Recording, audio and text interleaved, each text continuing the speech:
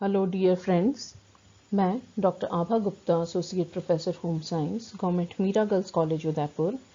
आज अपने वीडियो में चर्चा करूंगी सामुदायिक विकास के सिद्धांत और दर्शन के बारे में। Philosophy and principles of community development programme. हमने अपने विगत वीडियो में जानकारी प्राप्त की कि कम्युनिटी डेवलपमेंट प्रोग्राम या CDP जिसे शॉर्ट में कहते हैं क्या है, अर्थ क्या है, उसकी अवधारणा क्या है, क्या विशेषताएं हैं इस योजना या कार्यक्रम की। साथ ही साथ में हमने देखा कि कौन से आवश्यक तत्व हैं जो कि इस योजना को सफल बनाने में सहायता करते हैं। आज हम चर्चा करेंगे सामुदायिक विकास के सिद्धांत और दर्शन की। हम ये देख लें कि इस कार्यक्रम का दर्शन या फिलॉसफी क्या है।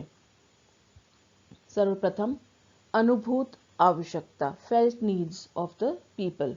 तो सामुदायिक विकास कार्यक्रम जो है वो लोगों की, ग्रामीण लोगों की अनुभूत आवश्यकता पर आधारित है।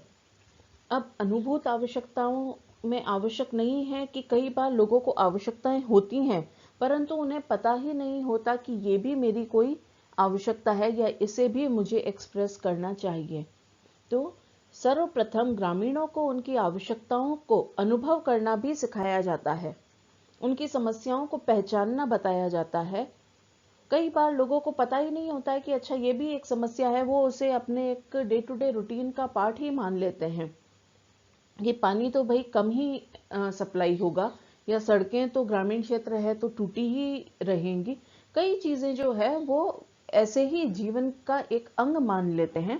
तो उन्हें ये बताना आवश्यक होता है कि ये आपकी आवश्यकताएं हैं, ये समस्याएं हैं जिनका निराकरण करना आवश्यक है, और फिर उन्हीं के द्वारा उसका हल ढूंढना भी सिखाया जाता है। दूसरा, स्वयं की मदद करना, सेल्फ हेल्प।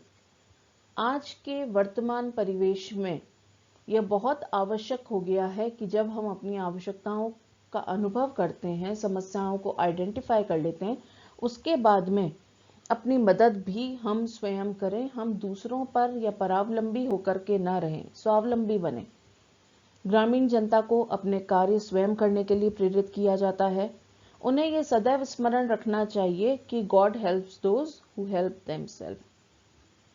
भले ही कोई दूसरा व्यक्ति कितनी ही मदद क्यों ना करे, परंतु जब तक वह व्यक्ति स्वयं प्रयास नहीं करेगा तब तक वह गरीबी, भूखमरी, बीमारी, अज्ञानता आदि से छुटकारा नहीं पा सकेगा। इसलिए स्वयं की मदद करना सीखना बहुत आवश्यक है। तीसरा, गरीबी से छुटकारा, फ्री फ्रॉम पॉवर्टी। गरीबी हम सब जानते हैं कि एक अभिशाप है जो मानव जीवन को नरक में बदल देती है। दुनिया में कोई भी व्यक्ति दुखी, बीमार, पीड़ित या अभिशापित नहीं रहना चाहता। सभी की हार्दिक इच्छा होती है कि वे खुशहाल जीवन जिएं। अतः सामुदायिक विकास का सबसे बड़ा जो मेन फिलॉसफी बेस्ड है वो है लोगों को गरीबी से मुक्ति दिलाना। सामाजिक दृष्टिकोण से भी देखें तो प्रत्येक व्यक्ति को इन 4 चीजों को प्राप्त करने की इच्छा रहती है: सुरक्षा, पहचान, प्रतिवचन या उत्तर और नए अनुभव। ये सभी चीजें तभी उसको प्राप्त हो पाएंगी जब उसका जीवन स्तर जो है वो गरीबी रेखा से ऊपर उठेगा। सुरक्षा किससे? सबसे पहले सर के ऊपर एक छत हो, उसकी खुद की, पक्का मकान हो व्यक्ति के पास में। बच्चों को पढ़ाने लिखाने के लिए जो है उसके पास में पैसे हों जिससे कि उसको रिकॉग्निशन मिले, उसके पास नौकरी हो, उसकी पहचान बने। लोगों से जो है वो रूढ़िवादिता को छोड़ करके समाज में एक रूपता, एक रास्ता आए जिससे कि उस व्यक्ति को एक पहचान और रिस्पॉन्स मिलना लगे और नए नए अनुभव हों। यही नहीं कि एक ही जिंदगी, एक ही तरीके की जिंदगी जी करके व्यक्ति जो है अपनी ये लीला समाप्त कर दे। ऐसा माना जाता है कि लोग आर्थिक, धार्मिक, शैक्षिक और राजनीतिक वातावरण को अपने ढंग से नियंत्रित करने की आकांक्षा रखते हैं और इसके लिए उन्हें आज़ादी होनी चाहिए। अगर कोई व्यक्ति अपनी धार्मिक भावनाओं को एक्सप्रेस करना चाहता है तो उसे उसकी छूट होनी चाहिए। ये नहीं है कि समाज के दबाव में या उसका स्तर जो है, जीवन स्तर, आर्थिक स्तर निम्न है या सामाजिक स्तर भी उसको वर्ण या वर्ग श्रेणी में बांट करके उसको नीचे का बना दिया, तो वो जो है अपनी आर्थिक स्वतंत्रता या शैक्षिक जो स्वतंत्रता या आकांक्षाएं हैं उनको पूरा न कर पाए। पांचवा, लोगों के मूल्यों का ध्यान रखा जाए। सामुदायिक कार्यक्रम में मिलजुल कर काम करने की भावना, समूह द्वारा निर्णय लेने की क्षमता, सामाजिक उत्तरदायित्व निभाना, ग्रामीण नेतृत्व, आपस में विश्वास बनाए रखना तथा काम करने की क्षमता का विकास इसमें किया जाता है। तो सबसे इम्पोर्टेंट है कि लोगों के मूल्यों को ध्यान में रखा जाए, उनको समूह द्वारा निर्णय लेने की क्षमता उनमें पैदा की जाए और जिसके लिए एक कुशल नेतृत्व भी उन्हें प्रदान किया जाए। छठा, लोग ही सबसे महत्वपूर्ण संसाधन हैं। इस चीज को गांठ बांधना बहुत जरूरी है। व्यक्ति से बड़ा कोई भी संसाधन नहीं है इस दुनिया में। व्यक्ति चाहे तो अपने लिए हजारों संसाधनों का विकास कर सकता है, लेकिन 1000 संसाधन मिलकर के भी एक व्यक्ति को रिप्लेस नहीं कर सकते। अतः सामुदायिक विकास कार्यक्रम लोगों के लिए, लोगों के द्वारा बनाए व चलाए जाते हैं। यदि सामुदायिक विकास कार्यक्रम में से लोगों को निकाल दिया जाए तो आप चाहे कितना भी विकास कर लें, कितनी भी अच्छी सड़कें हो जाएं या पानी की सुविधा हो जाए या और दूसरी चीज़ें सारी सैनिटाइजेशन वगैरह सब हो जाए, तो उसका कोई मतलब नहीं रहेगा। सातवां, लोगों के ज्ञान, सोच के तरीके, अभिवृत्ति, आदतें एवं व्यवहार में परिवर्तन हेतु सामुदायिक विकास कार्यक्रम चलाए जाते हैं ताकि वे नई नई बातों को सीख सकें, आधुनिकतम तकनीकों को अपनाएं, नवीन जानकारी प्राप्त करें, आधुनिक ढंग से खेती करके पैदावार बढ़ाएं और अपना जीवन खुशहाल करें। तो ये विभिन्न दर्शन हैं सामुदायिक विकास कार्यक्रम को चलाने के पीछे की जो सबसे मेजर ऑब्जेक्टिव है या एक मेन मोटो लेकर के चल रहे हैं कि किसी भी तरीके से लोगों का चहुमुखी विकास किया जाए और उसमें विशेष जो फोकस किया जा रहा है वो ग्रामीण क्षेत्रों पर, गरीब लोगों के ऊपर। अब हम चर्चा करेंगे सामुदायिक विकास के सिद्धांतों के बारे में। पहला, ग्रामीण जनता जिस सुविधापूर्ण वातावरण में रह रही है, जिस प्रकार का निम्न जीवन बिता रही है, उसके बारे में उन्हें बताना चाहिए। इससे उनमें इस चीज को दूर करने के प्रति रुचि उत्पन्न होगी और परिणामतः वो सामुदायिक विकास कार्यक्रमों में भी रुचि दिखाएंगे। साथ ही साथ इन कार्यक्रमों को, योजनाओं को क्रियान्वित करने में सक्रिय सहयोग देंगे। तो ग्रामीणों की जरूरतों को ध्यान में रख करके कार्यक्रम जो है वो बनाए जाने चाहिए। ग्रामीणों की आवश्यकताओं की पहचान कार्यक्रम नियोजन प्रक्रिया द्वारा की जानी चाहिए। उन्हें यह बताना चाहिए कि वर्तमान में उनकी क्या दशा है और क्या दशा होनी चाहिए। What is and what ought to be, इसमें स्पष्ट अंतर जो है वो बताना चाहिए कि अभी आपकी कहाँ क्या स्थिति में हैं आप और कहाँ आपको जाना है। क्योंकि जब तक वे ये नहीं समझ पाएंगे कि क्या है और क्या होना चाहिए, तब तक वे वर्तमान दशा से मुक्ति हेतु प्रयास करेंगे ही नहीं। वे जैसे रहते हैं वैसे ही रहते आएंगे। तो इसलिए ये बहुत आवश्यक है कि उनको उस दुनिया से भी अवगत कराया जाए जो दुनिया वास्तव में वो डिजर्व करते हैं।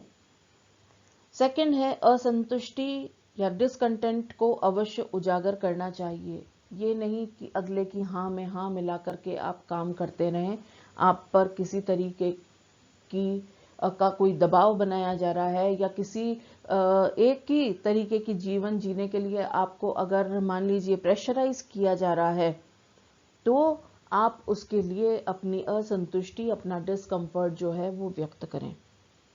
असंतुष्टि को ध्यान में रख करके ही कार्यक्रम बनाया जाना चाहिए ताकि उसको दूर किया जा सके।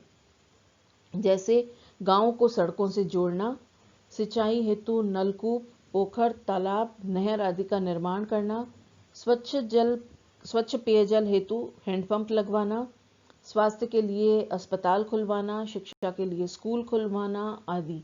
तो जो चीजें नहीं हैं वो सुविधाएं उन्हें मिले, और ये सुविधाएं कब मिलेंगी? जब वो अपनी असंतुष्टि को, डिसकंटेंट को व्यक्त करेंगे। तीसरा, ग्रामीण जनता की संस्कृति, रीति रिवाज, परंपराओं को ध्यान में रखकर सामुदायिक विकास कार्यक्रम बनाए जाने चाहिए। ऐसा कोई भी कार्यक्रम नहीं बनाना चाहिए जिससे उनके धर्म और संस्कृति को धक्का लगे, क्योंकि ग्रामीण जनता इसको सहन नहीं कर पाती है और वो उसको फिर ऐसे कार्यक्रमों को अटेंड भी नहीं करेगी।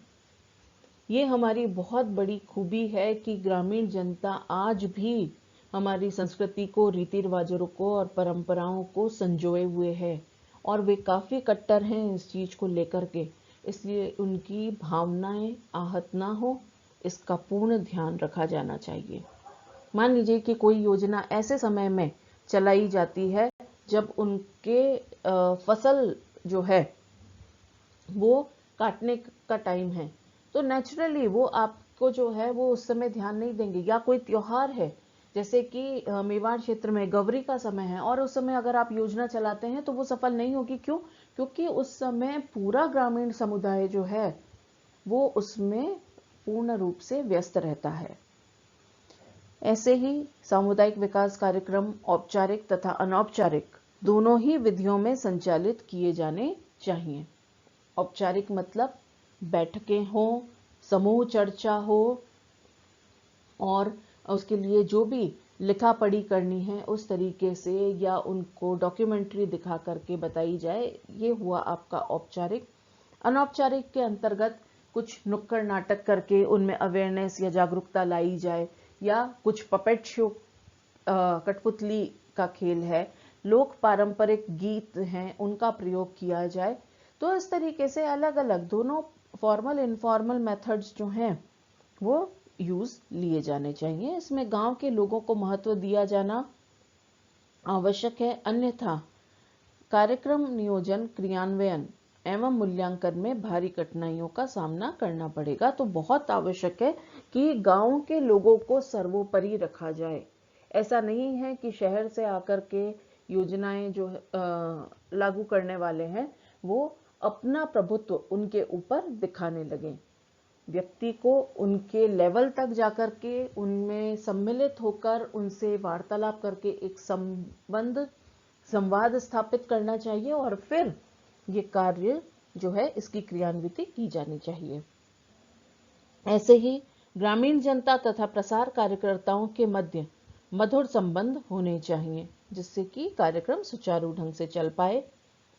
ग्रामीणों के भीतर छिपी हुई शक्ति और प्रतिभा का उपयोग विकास कार्यक्रम में किया जाना चाहिए। अगर कोई व्यक्ति, मान लीजिए कि किसी लोक परंपरा में या कोई कढ़ाई बुनाई या और कोई चीज है जिसमें पारंगत है, चित्रकारी है या दरी बनाना है, किसी भी तरीके का काम है, अगर उसमें पारंगत है तो उसकी लोगों के सामने आप प्रशंसा कीजिए। उसके काम को महत्व देते हुए लोगों में भी जागरूकता लाएं कि आप भी सीखें और इस चीज को हम कैसे जो है व्यवसाय में परिवर्तित कर सकते हैं, ये दिखाया जाए। शुरू शुरू में जब सामुदायिक विकास कार्यक्रम प्रारंभ किए जाते हैं तो कठिनाइयों का सामना करना पड़ता है, और उन कठिनाइयों को दूर करने के लिए एक संवेगात्मक व्यवहार करना चाहिए। ग्रामीणों को यह बताना चाहिए कि कार्यक्रम को उनके हित और भलाई के लिए चलाया जा रहा है और इससे उन्हें ही लाभ होगा। 8वां, सामुदायिक विकास कार्यक्रम लोगों में आत्मनिर्भरता तथा आपसी सहयोग की भावना पर आधारित होना चाहिए। ये बहुत आवश्यक है कि ऐसे कार्यक्रमों में परस्पर सहयोग की भावना रहे, और उसके साथ साथ में, सहयोग के साथ में जो है वो आत्मनिर्भरता पर भी विशेष बल दिया जाए। 9वां, ग्रामीणों का प्रमुख कार्य या धंधा है खेती करना। अतः खेती के लिए फसल उत्पादन संबंधी कार्यक्रम बनाए और चलाए जाने चाहिए। ऐसा नहीं है कि आजकल जैसे स्टार्टअप के ऊपर बहुत जोर दिया जा रहा है, लेकिन आप प्रमुख रूप से सिर्फ उसी को धुरी बना करके अपने कार्यक्रम को उस पर आधारित नहीं कर सकते हैं। कृषि चूंकि ग्रामीण लोगों का सबसे प्रमुख कार्य है और होना भी चाहिए, तो इस पर बल देते हुए साथ में दूसरी सप्लीमेंट्री चीजें या दूसरे जो इनोवेशंस हैं उनको इंट्रोड्यूस जो है वो किया जाना चाहिए। 10वां, कुटीर एवं लघु उद्योग धंधों की स्थापना करके उन्हें रोजगार उपलब्ध करवाना चाहिए। सामुदायिक विकास कार्यक्रम लचीला होना चाहिए ताकि परिस्थितियों के अनुसार इसमें वांछित परिवर्तन किया जा सके। कार्यक्रमों का संचालन पूर्ण रूपेण प्रजातांत्रिक तरीके से किया जाना चाहिए। इसमें सभी की आवाज को सुना जाए, बाहरी लोगों का हस्तक्षेप तथा दबाव नहीं होना चाहिए। ये बहुत इंपॉर्टेंट है कि अगर ग्रामीण लोगों पर बाहरी लोग अपना प्रभाव या प्रभुत्व जमाना चाहते हैं तो ऐसे में कार्यक्रम जो है वो सफल नहीं हो पाते हैं। तो जो भी कार्यक्रम है उसका संचालन बिल्कुल प्रजातांत्रिक तरीके से हो। उचित प्रशिक्षण तथा दिशा निर्देश देकर ग्रामीण नेतृत्व को मजबूत किया जाना चाहिए। समुदाय तथा सामाजिक संरचना को समझे बगैर कोई भी विकास कार्यक्रम नियोजित नहीं किया जाना चाहिए। जैसे गांव में किस किस धर्म, जाति, संप्रदाय के लोग हैं, उनका मुख्य व्यवसाय क्या है, कृषि तथा कृषि पर आधारित उद्योग धंधों में कितने लोग संलग्न हैं, उनकी आमदनी का मुख्य स्रोत क्या है, गांव में किस जाति का प्रभुत्व है, गांव के विकास हेतु पूर्व में कौन सी योजनाएं चलाई जा चुकी हैं आदि।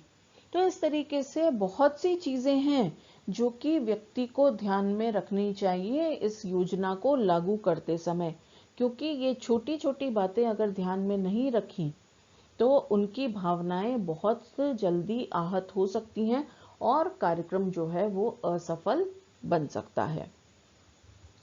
सामुदायिक विकास कार्यक्रमों में शिक्षा पर भी पूरा जोर दिया जाना चाहिए, क्योंकि शिक्षा से ही व्यक्ति में सोचने, समझने, तर्क करने, स्मरण करने की क्षमता का विकास होता है।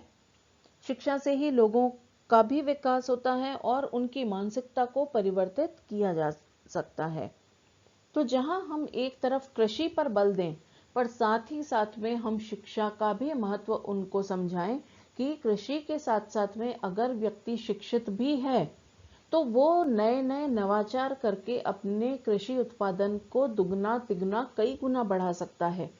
बहुत से उसके अंदर वो एक्सपेरिमेंट कर सकता है, नए जो उपकरण हैं उनका उपयोग अच्छे से कर सकता है अगर वो शिक्षित है। तो ये चीजें जो हैं उन पे बल देना आवश्यक है।